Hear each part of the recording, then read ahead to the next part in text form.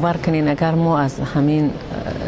جایی که در شهر ازبکستان اومدیم ما خیلی هم خرسندیم، خیلی هم شادیم که شکرانه از آن میکنیم که پرزیدنت جمهوری تاجیکستان این واسطه های علاقه های بین تاجیکستان و جمهوری تاجیکستان را بر عمل وای کردن. ما از این استفاده برده اومدیم. در اینجا بسیار به کارخانه های بافندگی و دوزندگی، بر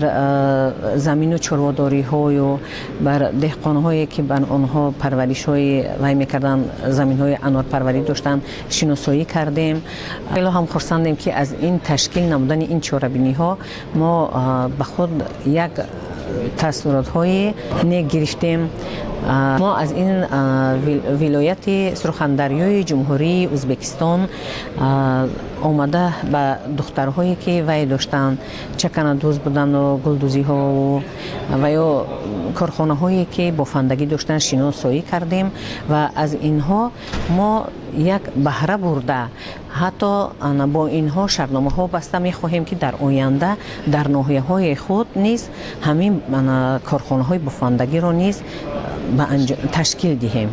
در آینده می خواهیم که همین کارخانه ها را تشکیل نموده با دختران نیز جای های کاری را تشکیل سازیم. و در آخر گفتنی هستم که میانه‌دارگی خود را به پرزیدنت جمهوری تاجیکستان محترم پیشوای ملت پرزیدنت جمهوری تاجیکستان امام علی شریف رحمان و به رئیس ولایت ختلان قربان حکیم زاده میانه‌داری میکنم و به همه مادران نیز به همه صاحبکاران گفتنی هستم که این فرصت ها را از دست ندهند، به رشد صاحبکاری جلب شوند.